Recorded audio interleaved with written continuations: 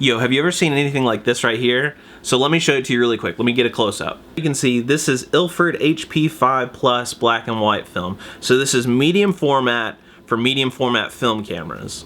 And so for film buffs, you probably already know this, but for those of you who don't and want to get into something like this, which is why you click this video, so this is my medium format camera. It is a Mamiya RB67 with a 127 millimeters. So that's like an 85 equivalent, something like that. You can Google that. I could be wrong. But this is the Mamiya lens, the Mamiya body, and then this is the Mamiya film back. So this is completely modular. You can take it all apart, which is really cool, and then you can run film through it. What's really cool about medium format, though, if you've ever looked at medium format, is the negatives are significantly bigger, which means you get more resolution and just more content in your images simply because it's a wider negative or a larger negative. So think of it in modern terms like going from a CMOS sensor to full frame photography. So the frame is just a little bit bigger, and that tends to be more megapixels in modern cameras, and with film photography it's more resolution via the film. Okay, so I said all of that to say this, that I wanted to show you a photo that I got with that was inspired by ANSEL Adams. So if you don't remember that name or you don't know that name, definitely Google it. He's an amazing photographer. That's an understatement, but basically he's well known for black and whites and landscape photography. So I did the same thing, and let me show you the photo. Let me take it over to Lightroom. Okay, so let me show you the two images really quickly because I thought they came out amazing. So these are the two final images down here. And this is after scanning, after development, and obviously after an edit. I didn't do too much. I lifted some of the shadows up through here, and then I also did a little bit of dodging and burning on the rock to give it that nice contrasted look between like a light area and a shadow, and you'll see that more in the next photo. But this is almost true to life as it can be, at least.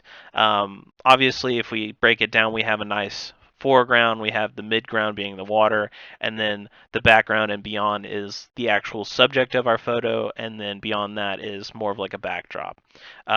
Medium format's really interesting because of how sharp and how wide you can have it. The negatives are significantly bigger than 35 millimeter. If I had shot this on 35, you probably wouldn't get much more than the water as the foreground. Maybe you could get some of this on the side, and then you'd get right through here. Other than that, you'd have to stitch, so you'd be doing like panoramas, which you can do with 35 mil, but medium format really is just so fantastic for getting larger negatives that you can scan in. What's interesting about this photo is that I had a difficult time putting it in the Patterson tank, and it actually caused a burn inside the film itself. So that's what you see, a light leak on the left side. If we can look here. So we see this light leak on the left, and then obviously a complete burn on the top end right up here.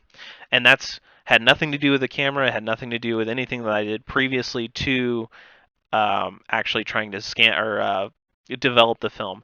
So it actually stuck to two pieces of film stuck together inside the Patterson tank, which is kind of a pain, but oh well. But what's so great about film is how much something like this in digital photography might ruin your photo, and it might cause you to delete it. But in my case, I used it as a plus, and I'll show you how. So after I left aligned it, what I did is I actually took my wand tool over here, and I kind of accentuated it. So I made a point there, and then I used a larger brush, something like this, to give it almost like a sun ray, like a sunlight sort of effect. And I just increased the exposure a little bit, dropped the contrast a little bit, maybe lower the highlight just a smidge, something like that. You get the idea. So now it looks more like maybe there was an actual cut in the trees right there, and that's some backlight of the sky. It's kind of like a photo trick, maybe a photo hack, but with film photography, or photography in general, it's always fun to just play around with your photos. Other than that, you can see these points down here, which is where I did the dodging and burning to give more of a shadowy look over the left-hand side, or the right-hand side of the rock, the front side, I guess you would call it. versus the top of the rock because of that light leak. So one thing you want to do when you're talking about photography is making it even, making it balanced. So if I'm going to have a light flowing down onto the top of the rock, obviously it excuse me, it would not make it to the side of the rock. So we want to make sure that we're even-handed when we do that.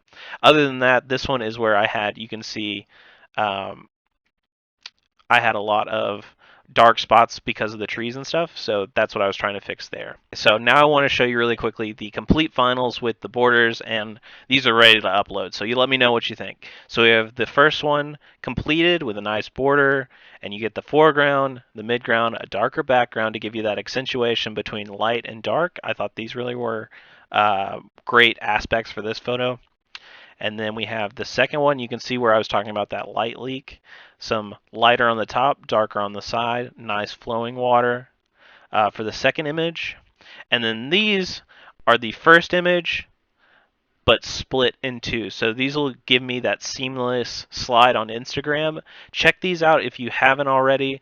The Instagram is at Pat Cormick with an underscore between Pat and Cormick. So it's at Pat, P-A-T underscore C-O-R-M-I-C-K. Definitely check these out. Let me know what you think about this video, and definitely hit that like button if you liked it. If you didn't, well, I guess do what you do. But leave me a comment, leave me some love if you want to. Subscribe if you haven't. I've got plenty more photography. I shoot both digital and film. Leave me some questions, some comments, and I'll get back to you in the next one. Thanks so much. Peace.